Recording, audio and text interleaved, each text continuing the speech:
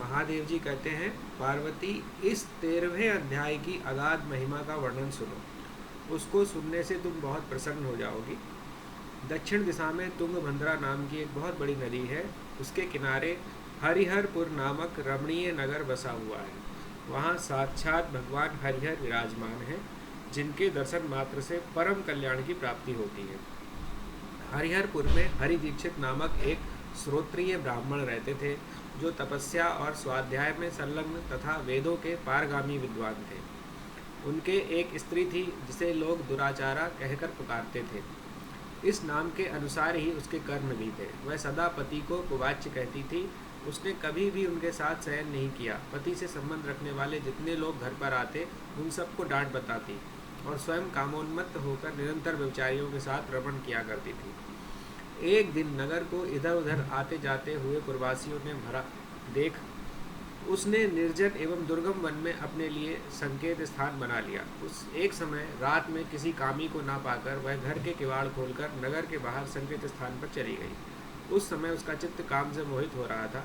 वह एक एक कुंज में तथा प्रत्येक वृक्ष के नीचे जाकर किसी प्रियतम की खोज करने लगी, किंतु वह उन सभी स्थानों पर उसका परिश्रम व्यर्थ गया। उसे प्रीतम का दर्शन नहीं हुआ। तब वह उस वन में नाना प्रकार की बातें कहकर विलाप करने लगी। चारों दिशाओं में घूम घूम कर वियोग जनित विलाप करती हुई उस स्त्री की आवाज़ सुनकर कोई सोया हुआ व्याघ्र जाग उठा और उछलकर उस स्थान पर पहुंचा जहां वह रो रही थी। उधर वह भी उसे आते देख किसी प्रेमी की आशंका से उसके सामने खड़ी होने के लिए ओट से बाहर निकल आई। उस समय व्याघ्र ने आकर उसे नख रूपी बाणों के प्रहार से पृथ्वी पर गिरा दिया। इस अवस्था में भी वह कठोर वाणी में चिल्लाती हुई पूछ बैठी, अरे बाघ, तू किस लिए मुझे मारने यहाँ आया है? पहले इन सारी बातों को बता दे, फिर मुझे मारना। उसकी यह बात सुनकर प्रचंड पराक्रमी व्याघ्र क्षण भर के लिए उसे अपना ग्रास बनाने से रुक गया और हंसता हुआ सा बोला, दक्षिण देश में मलापहा नामक एक नदी है, उसके तट पर मुनिपर्णा नगरी बसी हुई है। वहाँ पंचलिंग नाम से प्रसिद्ध साक्षात भगवान शंकर निवास करते हैं। उसी नगरी में मैं ब्राह्मण कुमार होकर रहता था। नदी के किनारे अकेला बैठा रहता था। जो यज्ञ के अधिकारी नहीं है, उन लोगों से भी यज्ञ कराकर उनका अन्न खाया करता था। इतना ही नहीं, धन के लोभ से मैं सदा अपने वेद पाठ के फल को बेचा करता था। मेरा लोभ यहाँ तक बढ़ गया था कि अन्य भिक्षुओं को गाली देकर हटा देता और स्वयं दूसरों को नहीं देने योग्य धन भी बिना दिए ही हमेशा ले लिया करता था। ऋण लेने के बहाने मैं सब लोगों को छला करता था। तदनंतर कुछ काल व्यतीत होने पर मैं बूढ़ा हुआ। मेरे बाल सफ़ेद हो गए, आँखों से सूझता न था और मुंह के सारे दांत गिर गए। इतने पर भी मेरी दान लेने की आदत नहीं छूटी। पर्व आने पर प्रतिग्रह के लोभ से मैं हाथ में कुश लिए तीर्थ के समीप चला जाया करता था। तत्पश्चात जब मेरे सारे अंग शिथिल हो गए, तब एक बार मैं कुछ धूर्त ब्राह्मणों के घर पर मांगने खाने के लिए गया। उसी समय मेरे पैर में कुत्ते ने काट लिया। तब मैं मूर्छित होकर पृथ्वी पर गिर पड़ा, मेरे प्राण निकल गए। उसके बाद मैं इसी व्याघ्र योनि में उत्पन्न हुआ। तब से इस दुर्गम वन में रहता हूँ तथा अपने पूर्व पापों को याद करके कभी धर्मिष्ठ महात्मा, यति, साधु पुरुष तथा सती स्त्रियों को मैं नहीं खाता। पापी, दुराचारी तथा उल्टा स्त्रियों को ही मैं अपना भक्ष्य बनाता हूँ। अतः उल्टा होने के कारण तू अवश्य मेरा ग्रास बनेगी। यूँ कहकर वह अपने कठोर नखों से उसके शरीर के टुकड़े टुकड़े करके खा जाता है। उसके बाद यमराज के दूत उस पापनी को संयमनीपुरी में ले गए। वहाँ यमराज की आज्ञा से उन्होंने अनेकों बार उसे विष्ठा, मूत्र और रक्त से भरे हुए भयानक कुंडों में गिराया।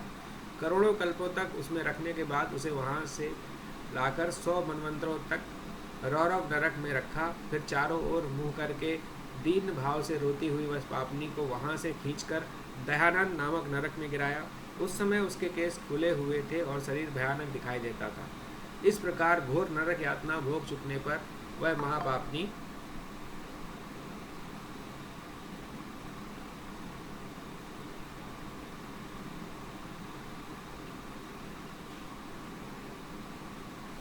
इस लोक में आकर चांडाल योनि में उत्पन्न हुई। चांडाल के घर में भी प्रतिदिन बढ़ती हुए वह पूर्व जन्म के अभ्यास से पूर्ववत पापों में प्रवृत्त रही। फिर उसे कोढ़ और राज्यक्षमा रोग हो गया, नेत्रों में पीड़ा होने लगी। फिर कुछ काल के पश्चात वह पुनः अपने निवास स्थान को गई, जहाँ भगवान शिव के अंतापुर की स्वामिनी जम्बिका देवी विराजमान है। वहाँ उसने वासुदेव नामक एक पवित्र ब्राह्मण का दर्शन किया, जो निरंतर गीता के 13वें अध्याय का पाठ करता रहा। उसके मुख से गीता का पाठ सुनते ही वह चांडाल शरीर से मुक्त हो गई और दिव्य देह धारण करके स्वर्गलोक में चली गई। महादेव जी कहते हैं, पार्वती, अब मैं भव बंधन से छुटकारा पाने के साधनभूत 14वें अध्याय का महात्म बतलाता हूँ। तुम ध्यान देकर सुनो। सिंघल द्वीप में विकप पैताल नामक एक राजा थे, जो सिंह के समान पराक्रमी और कलाओं के भंडार थे। एक दिन वे शिकार खेलने के लिए उत्सुक होकर राजकुमारों सहित 2 कुतियों को साथ लिए वन में गए। वहां पहुंचने पर उन्होंने तीव्र गति से भागते हुए खरगोश के पीछे अपनी कुतिया छोड़ दी। उस समय सब प्राणियों के देखते देखते खरगोश इस प्रकार भागने लगा मानो कहीं उड़ गया हो। दौड़ते दौड़ते बहुत थक जाने के कारण एक बड़ी खंदक में गिर पड़ा। गिरने पर भी वह कुतिया के हाथ नहीं आया और उस स्थान पर जा पहुंचा जहां का वातावरण बहुत ही शांत था। वहां हरिण निर्भय होकर सब ओर वृक्षों की छाया में बैठे रहते थे। बंदर भी अपने आप टूटकर गिरे हुए नारियल के फलों और पके हुए आमों से पूर्ण तृप्त रहते थे। वहाँ सिंह हाथी के बच्चों के साथ खेलते और सांप निडर होकर मोर की पांखों में घुस जाते थे। उस स्थान पर एक आश्रम के भीतर वत्स नामक मुनि रहते थे, जो जितेंद्रिय एवं शांत भाव से निरंतर गीता के 14वें अध्याय का पाठ किया करते थे। आश्रम के पास ही वत्स मुनि के किसी शिष्य ने अपना पैर धोया था। उसके जल से वहाँ की मिट्टी गीली हो गई थी। खरगोश का जीवन कुछ शेष था। वह हाँफता हुआ जाकर उसी कीचड़ में गिर पड़ा। उसके स्पर्श मात्र से ही खरगोश संसार सागर के पार हो गया और दिव्य विमान पर बैठकर स्वर्गलोक को चला गया। फिर कुतिया भी उसका पीछा करते हुए आई। वहाँ उसके शरीर में भी उस कीचड़ के छींटे लग गए। फिर भूख प्यास की पीड़ा से रहित हो वो कुतिया का रूप त्याग कर उसने दिव्यांगना का रमणीय रूप धारण कर लिया तथा गंधर्वों से सुशोभित दिव्य विमान पर आरूढ़ हो वह भी स्वर्गलोक को चली गई। यह देखकर मुनि के मेधावी शिष्य स्वकंधर हंसने लगे। उन दोनों के पूर्व जन्म के वैर का कारण सोचकर उन्हें बड़ा विस्मय हुआ। उस समय राजा के नेत्र भी आश्चर्य से चकित हो उठे। उन्होंने बड़ी भक्ति के साथ प्रणाम करके पूछा, विप्रवर, ये नीच योनि में पड़े हुए दोनों प्राणी कुतिया और खरगोश ज्ञानहीन होते हुए भी जो स्वर्ग में चले गए, इसका क्या कारण है? इसकी कथा सुनाइए। शिष्य ने कहा, भूपाल, इस वन में वत्स नामक ब्राह्मण रहते हैं। वे बड़े जितेंद्रिय महात्मा हैं। गीता के 14वें अध्याय का सदा जप किया करते हैं। मैं उन्हीं का शिष्य हूँ। मैंने भी ब्रह्म विद्या में विशेषज्ञता प्राप्त की है। गुरु जी की ही भांति मैं भी 14वें अध्याय का प्रतिदिन जप करता हूँ। मेरे पैर धोने के जल में लौटने के कारण यह कुतिया खरगोश के साथ ही स्वर्गलोक को प्राप्त हुई। अब मैं अपने हंसने का कारण बताता हूँ। महाराष्ट्र में प्रत्युदक नामक महान नगर है। वहाँ केशव नाम का एक ब्राह्मण रहता था, जो कपटी मनुष्यों में अग्रगण्य था। उसकी स्त्री का नाम विलोभना था। वह स्वच्छंद विहार करने वाली थी। इससे क्रोध में आकर जन्म भर के वैर को याद करके ब्राह्मण ने अपनी स्त्री का वध कर डाला और उसी पाप से उसको खरगोश की योनि में जन्म मिला। ब्राह्मणी भी अपने पाप के कारण कुतिया हुई। यह सारी कथा सुनकर श्रद्धालु राजा ने गीता के 14वें अध्याय का पाठारंभ किया और इससे उन्हें परम गति प्राप्त हुई।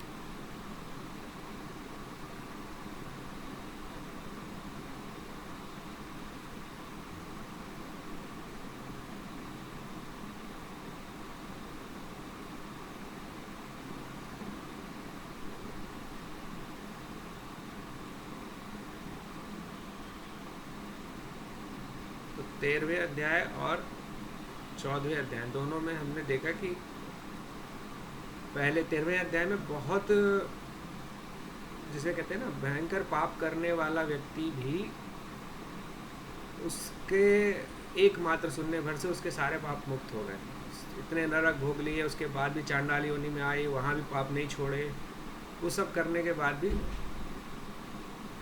ये प्रभाव है गीता के 13वें अध्याय का। फिर 14वें अध्याय में बताया कि जो पिछले जन्म के आप वैरी थे, वो इस जन्म में भी क्योंकि वो वैर के कारण से फिर कहीं ना कहीं मिलना था, तो वो मिले, और मिलते ही फिर अब फिर इसे कहते हैं कि जो हमने पहले भी बात की, क्योंकि जो मंत्र का उच्चारण लगातार करता है तो शरीर में वो वाइब्रेशन आने लगते हैं। उन्हीं, क्योंकि पैर को धोया था उन्होंने, उनके शिष्य ने, तो जो जल था, जल में वो वाइब्रेशन थे, वो ज़मीन में गए, और उसी को जब खरगोश ने और उसको किया ने छुआ तो दोनों शरीर से मुक्त होकर स्वर्ग की ओर चले गए। उनके सारे कर्म क्षय हो गए उस केवल उतने मात्र से। अब ये जो है एक कथाएं, ये हमें प्रेरणा किस चीज़ दे रही है कि हम भी नित्य पाठ करें। हो सकता है कि हमें लगे भाई हमने भी एक बार पढ़ लिया, 2 बार पढ़ लिया, हमारे साथ तो ना कोई विमान आता है, ना कुछ हमारे साथ ऐसा घटना घट रही, ना हमारा स्वरूप दिव्य हो जा रहा है। तो वो हमें ये सब जो कथाएं हैं, वो कथाएं उस भाव से बताई जाती हैं कि हमें प्रेरणा मिले और हम भी अपना इसमें लगे, और मेन है उसका ज्ञान।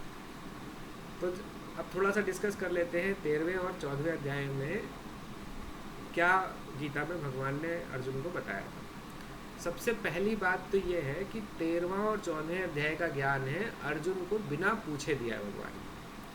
12वें अध्याय में अर्जुन ने प्रश्न किया कि साकार और निराकार में कौन सी उपासना श्रेष्ठ है, उसको उन्होंने 2 लाइन में बता दिया। उसके बाद से 12वें अध्याय के ही करीब 10-12 श्लोक अपने मन से बताए, फिर 13वां अध्याय बिना पूछे शुरू कर दिया, 14वां अध्याय भी बिना पूछे बताते चले गए।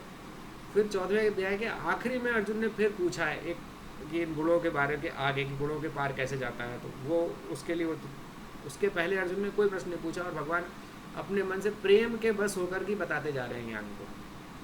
तो 13वां अध्याय जो है ये मतलब 5 मिनट का है नहीं, बहुत ही ज्ञान से भरा हुआ अध्याय। एक एक श्लोक इसका इतना ज्ञान से भरा हुआ है कि उसको एक एक श्लोक के लिए काफ़ी समय चाहिए। तो उसको हम छोटी सी समरी में बताएंगे कि शुरुआत की भगवान ने क्षेत्र और क्षेत्रज्ञ से।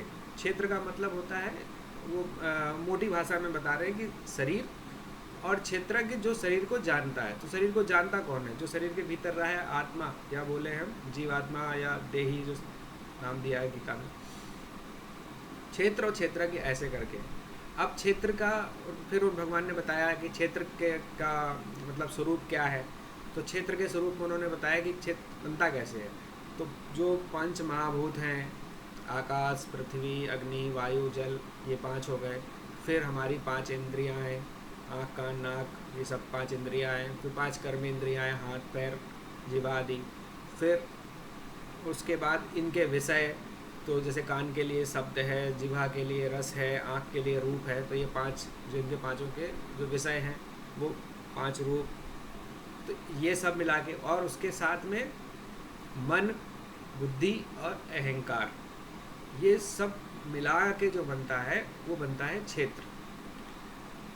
अब ये क्षेत्र का स्वरूप है कि कैसा क्षेत्र दिखेगा।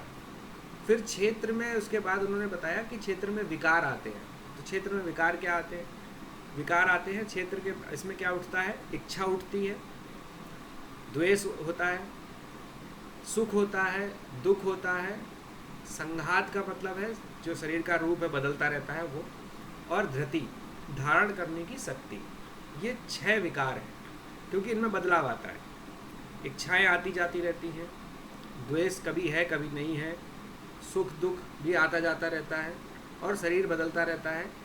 और हमारे मन में धारण करने की शक्ति जो है कि कभी हम अच्छी बात धारण करते हैं, कभी बुरी बात धारण करते हैं। तो ये जो बदलती रहती है धारण करने की शक्ति, इन 6 चीज़ों को इसको बोला गया इसका विकार, क्षेत्र का विकार। उसके बाद भी भगवान ने बताया कि ज्ञान के साधन, ज्ञान मतलब जो भगवान प्राप्ति के साधन हैं वो ज्ञान बोले हैं। तो वो बहुत लंबे हैं, करीब 6-7 श्लोक में बहुत अच्छे से बताए। तो उनमें मैं 2-4-5 मुझे याद आ रहे हैं, वो मैं आपको बता देता हूँ, फिर आप पढ़िए अच्छे से। जैसे अमान, मान न करना, अदम्भ, दम्भ नहीं करना, पाखंड नहीं करना, समता में रहना, है ना। फिर इंद्रियों का कंट्रोल रखना, शौच, शुद्धि रखना, आत्मनिग्रह, कि किस तरह से हम अपने आप को जो इंद्रियों के कंट्रोल के साथ साथ मन का कंट्रोल भी है, जिसमें बुद्धि का पूरा आत्मनिग्रह का मतलब हुआ सब पूरी तरह से अपने कंट्रोल में रहे जो आदमी है। फिर इस तरह से कई कई सारे हैं, अभी मुझे पूरे सारे याद अभी ऐसे याद नहीं आ रहे, लेकिन ये जो इसके बाद ज्ञान के साधन बोले गए हैं ये सारे की। फिर बोला है कि इनके अलावा जो भी है वो अज्ञान, जो पूरा करीब 5-6 श्लोक में पूरा ये बताए हैं ये सारी चीज़ें हैं। उसके बाद बताया कि इसके अलावा जो है वो अज्ञान है। अहिंसा जैसे इसमें एक है, तो अहिंसा के उल्टा हिंसा जो हो जाएगी वो ज्ञान की जगह अज्ञान हो जाएगा। इस तरह से दंभ हो जाएगा वो अज्ञान हो जाएगा, अपने अहंकार हो जाएगा वो अज्ञान हो जाएगा। तो इस तरह से बताया। फिर ये सब के बाद फिर बहुत एक अच्छा श्लोक है, वो बाकी सारे 34 श्लोक है टोटल में से एक बहुत सुंदर श्लोक है कि मनुष्य जो उन्होंने बताया कि आत्मा जो भोगता है गुणों को ही भोगता है, और गुणों के संग के कारण ही वो भिन्न भिन्न योनियों में जन्म लेता है अलग अलग। अगर गुण का संग ना करे तो वो भिन्न भिन्न योनियों में जन्म नहीं लेगा। तो ये जो इसमें इसका बहुत बड़ा मूल मुझे कहा जाए कि एक ही जीवात्मा अलग अलग योनियों में जन्म क्यों लेता है, इस रहस्य का पीछे क्या है, इस रहस्य के पीछे है गुणों का संग। ये एक इम्पॉर्टेंट श्लोक है इसका, ठीक है। तो ऐसे करके 13वें अध्याय का सिंपल समरी बता दिया मैंने। अब आप पढ़िएगा, डिटेल में पढ़िए, फिर अगर प्रश्न आते हैं तो मेरे को भेजिए तो हम लोग बात करेंगे, ठीक। उसके बाद है 14वां अध्याय।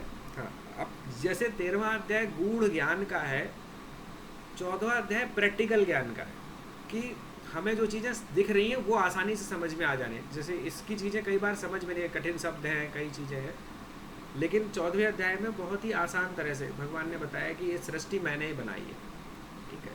प्रकृति और मेरे से मिलके सृष्टि बनी है, प्रकृति माता है, मैं पिता हूँ, ये जो पहली चीज़ बताई। फिर उसके बाद बताया कि प्रकृति के 3 गुण हैं, सत्व रजस और तमस। इन तीनों गुणों के ही कारण भिन्न भिन्न प्रकार की पूरी सृष्टि है।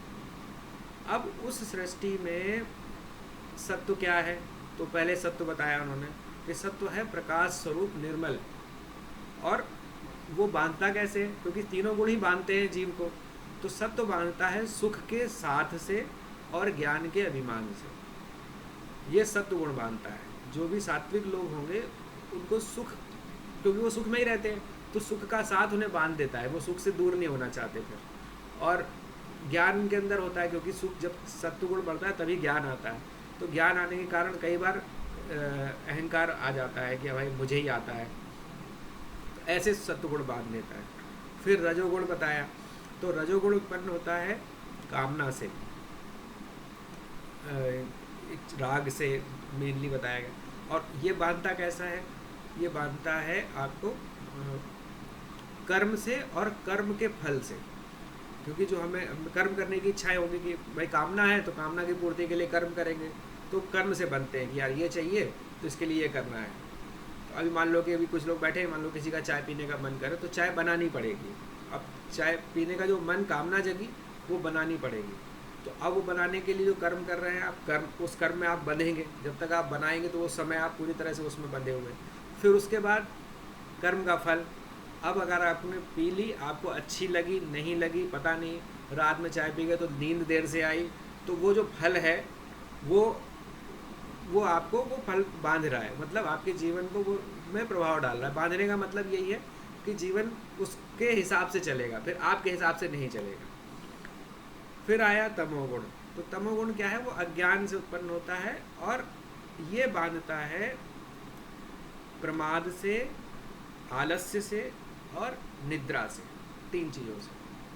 प्रमाद का मतलब होता है जब हम अपना समय गलत जगह बर्बाद करते हैं, कि जो कर्तव्य कर्म नहीं है, जो सही कर्म नहीं है, उस जगह अपना समय बर्बाद करना। थोड़ी देर के लिए एंटरटेनमेंट के लिए आप कुछ काम कर रहे हैं, वो एक अलग बात है, लेकिन सिर्फ एंटरटेनमेंट में ही लगे हैं। जैसे आज के समय हम सब की समस्या है कि फ़ोन में हम सब लोग डूब जाते हैं। तो ये है प्रमाद का सबसे बड़ा, हम मतलब हम सभी बीमार हैं, अगर कोई नहीं है तो उसको प्रणाम है। तो वो ये प्रमाद का लक्षण है कि हम जो व्यर्थ के काम में फंसे रहना। फिर दूसरा आलस्य है। आलस्य प्रमाद नहीं है। आलस्य का मतलब क्या होता है कि ठीक है कर लेंगे, बाद में कर लेंगे, टालने का एक पार्ट होता है। और दूसरा एक शरीर में एक भारीपन रहता है। प्रमाद वाले के शरीर में भारीपन नहीं रहता है, आलस्य वाले के शरीर में भारीपन रहता है कि बाद में करेंगे, अभी कर रहे हैं, उठ रहे हैं, चल रहे हैं। वो धीरे धीरे करने वाले लोग होते हैं, कोई उनको साफ दिख जाएगा कि जैसे कि उनके अंदर कोई बहुत भारी चीज़ अंदर है, जबकि शरीर भले ही हल्का हो। तो वो पार्ट है। और फिर नींद, ज़्यादा सोना, जितनी ज़रूरत है उससे कहीं ज़्यादा सोना, ये तमोगुण का बांधने के। अब फिर बताया उसके बाद भगवान ने कि इनका प्रभाव क्या होता है। सत्वगुण में ये बता दिया कि कैसा क्या है। तो सत्वगुण का, अब सत्वगुण का प्रभाव क्या है। सत्वगुण का प्रभाव है कि उसका फल होता है ज्ञान और सुख। बांधता जिससे है वही उसका फल है। सत्वगुण जैसे जैसे बढ़ता रहेगा जीवन में तो अपने आप से ज्ञान बढ़ेगा। फिर रजोगुण का प्रभाव क्या है। रजोगुण का फल मिलता है दुख। रजोगुण बढ़ से कर जो हमने काम किए उनका फल है सिर्फ दुख, उसका और कोई फल नहीं होता। तमोगुण के जो काम करे उसका फल मिलता है अज्ञान, जिससे उत्पन्न होता है वही दे देता है। उसी तरह से सत्वगुण जिससे उत्पन्न होता है प्रकाश, वो ज्ञान से प्रकट होता है, ज्ञान ही दे देता है। रजोगुण लेकिन कामना से प्रकट होता है, अंत दुख में होता है। अब उसके बाद फिर बताया भगवान ने कि इन जो गुणों वाले लोग जाते कहाँ हैं। मान लो कि अगर हम सत्वगुण की स्थिति में, तो दो तरह से बताया। एक बताया कि अंत समय में आप किस गुण में हैं तो उस गुण के हिसाब से चले जाएंगे। जैसे अंत समय में सत्वगुण में है तो आप दिव्य लोकों में चले जाएंगे। अंत समय रजोगुण में है तो मनुष्य शरीर मिल जाएगा। अंत समय तमोगुण में है तो ये जीव योनि मिल जाएगी, पशु पक्षी बन गए या नरक में चले गए। ये है। उसी तरह से अगर पूरा जीवन सत्वगुण में, ज़्यादातर जीवन सत्वगुण में रहा है तो संभावना फिर यही है कि आप दिव्य लोकों में ही जाएंगे। ज़्यादातर जीवन रजोगुण में रहा है तो मनुष्य बनने की संभावना बढ़ जाती है। और ज़्यादातर समय अगर तमोगुण में रहा है तो कीट पतंग, पेड़ पौधे, पशु पक्षी, इनमें से कुछ जो भी जैसा काम किया है वैसा शरीर मिलने की संभावना है। ये सब बताया अर्जुन को।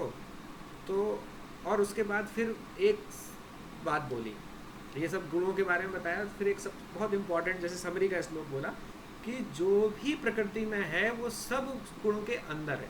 प्रकृति में जितना जो भी तुम्हें दिख रहा है, जो भी प्रकृति के भीतर है, वो तीनों गुणों का ही रूप है। और मैं जो हूँ वो गुण के बाहर हूँ। और जीवात्मा भी है, वो भी गुणों के बाहर है। लेकिन गुणों को अपना मान लेने के कारण ही आदमी इसमें चलता रहता है। इसी तरह से जीवन भर क्या जन्म जन्मांतर तक चलता रहेगा।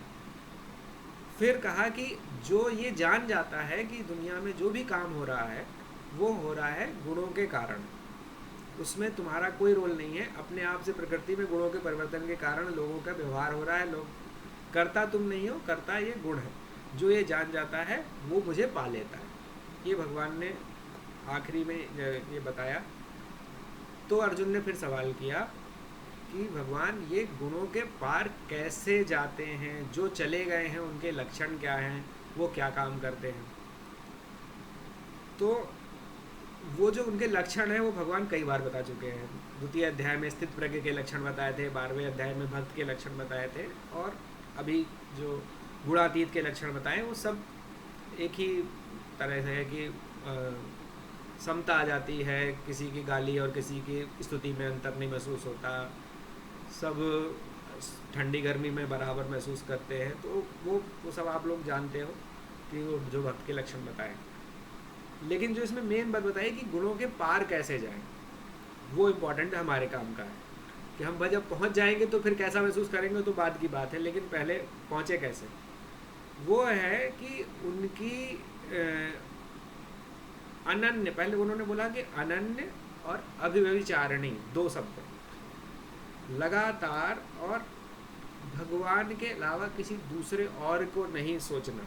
इस भाव से जो भक्ति है वो हमें गुणों से पार ले जाती है, और कुछ गुणों के पार नहीं ले जा सकता। कि कोई और चीज़ हमें गुणों के पार ले जाए तो गुणों के पार सिर्फ और सिर्फ वही, क्योंकि उनकी माया है। वो 7वें अध्याय में भी बोला उन्होंने कि मम माया दुरत्या, कि मेरी जो दुष्कर्म माया है उससे सिर्फ मैं ही छुड़ाता हूँ, कोई और नहीं छुड़ा सकता। तो वही यहाँ रिपीट कर रहे हैं एक तरह से कि गुणों के पार ले जाने के लिए मैं ही ले जाऊँगा, लेकिन कैसे ले जाना है कि उनकी भक्ति करना। अब उनकी भक्ति कैसे करना है, कल हम लोगों ने बात की थी, याद होगा अगर आपको, 12वां अध्याय भक्ति योग था, तो उसमें उन्होंने अलग अलग तरीके बताए हैं भक्ति के भी, तो वो कैसे कैसे करने हैं वो उस तरह से। ठीक है, ये थोड़ी छोटी सी समरी जल्दी जल्दी में मैंने बता दी इनके दोनों अध्याय की। अभी इसमें कोई प्रश्न है तो थोड़ी देर में 2-4 मिनट का हम लोग कोई प्रश्न ले सकते हैं।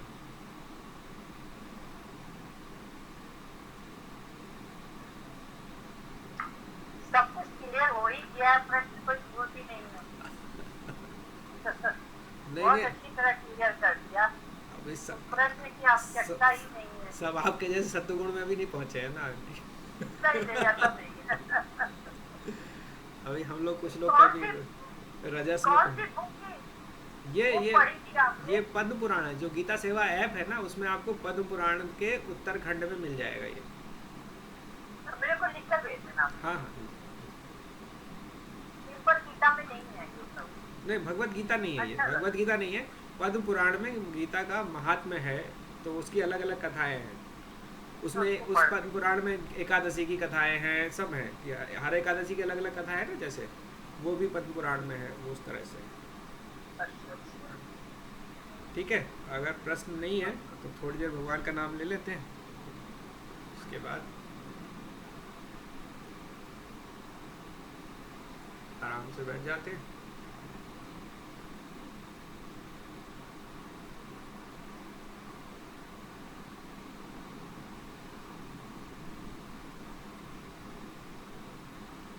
लंबी गहरी सांस ले,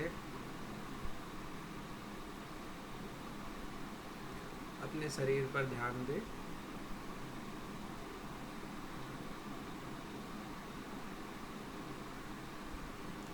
देखें शरीर में हल्कापन है, काम करने का मन है या भारीपन है, जो भी है उस पर ध्यान दें।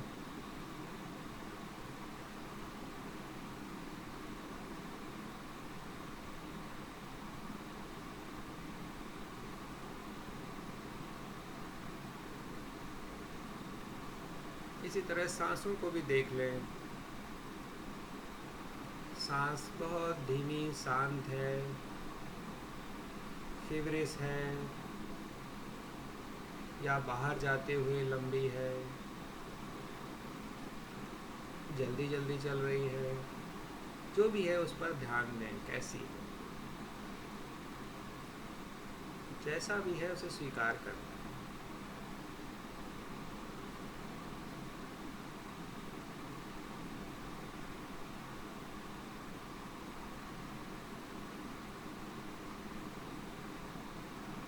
विचारों पर ध्यान दें,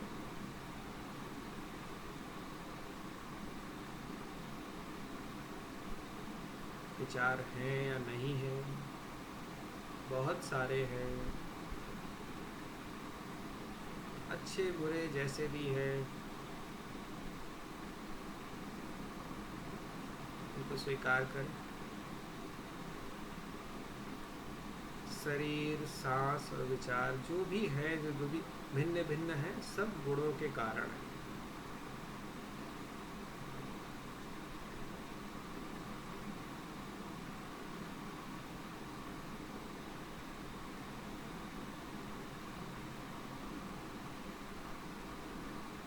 सत्व, रजस, तमस, इन 3 गुणों का भिन्न भिन्न रूप से प्रकट होना, शरीर के रूप में, श्वास के रूप में, विचारों के रूप में।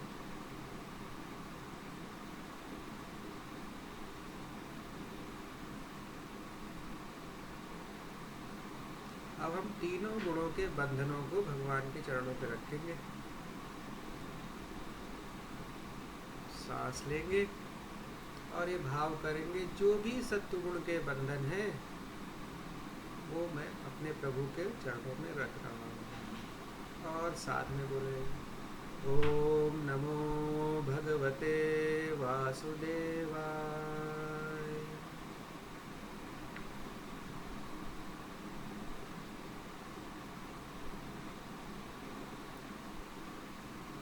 रजोगुण के जो भी बंधन है वे याद करते हुए ओम नमो भगवते वासुदेवाय।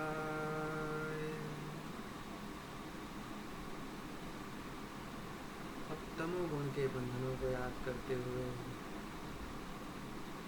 ओम नमो भगवते वासुदेवाय। सारे बंधनों को प्रभु के चरणों में रख दे और इस क्षण पूरी तरह से बंधन मुक्त अनुभव करें। सांस ले और प्रेम से भगवान का नाम ले। ओम नमो भगवते वासुदेवाय। ओम नमो भगवते वासुदेवाय। ओम नमो भगवते वासुदेवाय। ओम नमो भगवते वासुदेवाय। ओम नमो भगवते वासुदेवाय।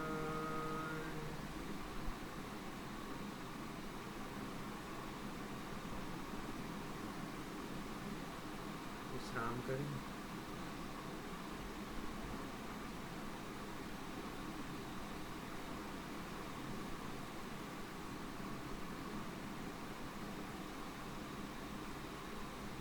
तेरहवें और 14वें अध्याय की कथा और जो भी थोड़ा बहुत हमने चर्चा की, भगवान का नाम लिया, सबका जो भी पुण्य है वो हम अपने पितरों को अर्पित कर रहे हैं।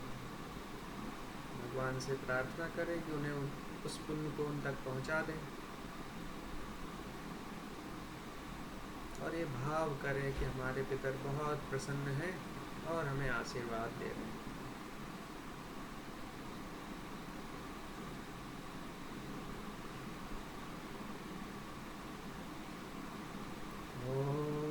शांति शांति शांति।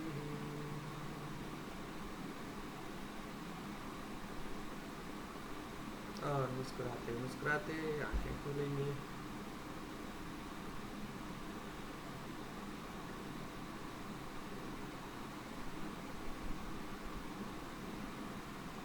ठीक है,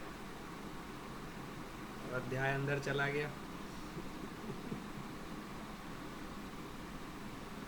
फिर कल मिलते हैं 15वें 16वें अध्याय के साथ।